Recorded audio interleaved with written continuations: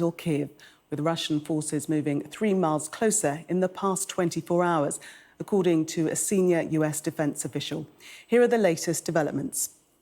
There's been renewed fighting on the outskirts of the capital, Kyiv, and in the eastern city of Kyiv. A psychiatric hospital was hit by a Russian airstrike.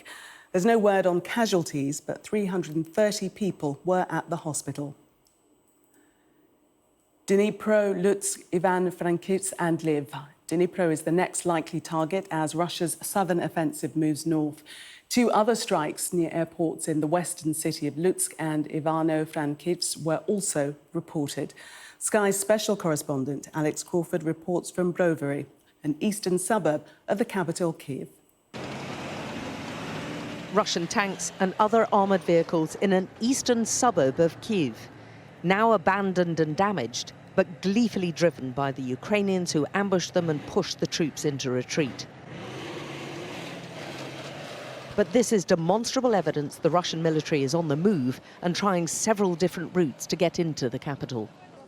The Ukrainians are grasping this as an opportunity to emphasize just how capable they are of defending their main city.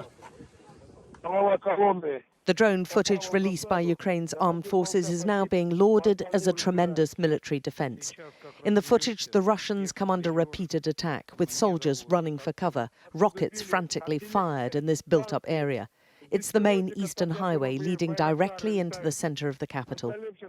The battle has left military debris scattered all over the E95 road, which may also help in hindering Russian progress. You can still see smoke in the distance where the Russian tanks managed to get to. They're trying to hold them back, but they're very worried that they're going to try and make a push from here or, again, try down this main road into Brovary. But the activity around the capital's outskirts has definitely picked up over the past 24 hours.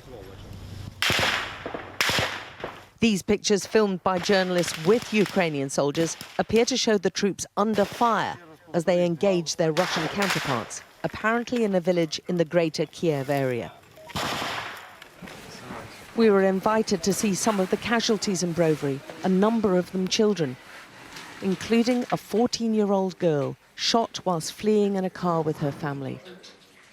The bullets hit her hand and shoulder. She's only a teenager and was with her 4-year-old brother, grandmother and parent. We were driving down the main road from my grandmother's, she says, and they just started shooting at us. Her father, Sergei, had part of his hand blown away.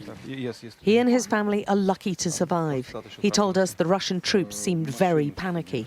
To me, they were scared, he said, and they shot everything that moved. There's increased tension around the capital and soldiers are wary of everyone. They suspect Russian saboteurs might be posing as journalists. He is Russian journalist. And they're on the hunt for one in particular. The hospital staff are edgy too and have found themselves treating some soldiers, but overwhelmingly their patients are civilian casualties. It's very hard, physically and emotionally, he says, to see young people being crippled and dying for no reason. Satellite pictures appear to show the huge Russian military convoy repositioning, apparently regrouping to encircle the capital before launching a prolonged attack on the city centre, probably within days. But the man with hero status in Ukraine for raising millions to support their armed forces insists they're ready. We will fight from every window. We will fight from every basement. We have enough anti-tank missiles. Thanks for our allies from the United Kingdom, from the United States. So they will lose tanks every street, every block, every crossroads. There are more and more barricades going up in and around the capital. They're digging trenches, and this is in the middle of the city, although we're not showing the location for security reasons. Either way, soldiers and civilians are preparing for either attack or siege. They have created a whole network of these trenches, as much as protection, but also from where they can mount fighting positions. They've been taking on Russian troops around several points on the edges of the capital, but there's a growing expectation that the city is headed into a very grim few days or weeks. Alex Crawford, Sky News, Kyiv.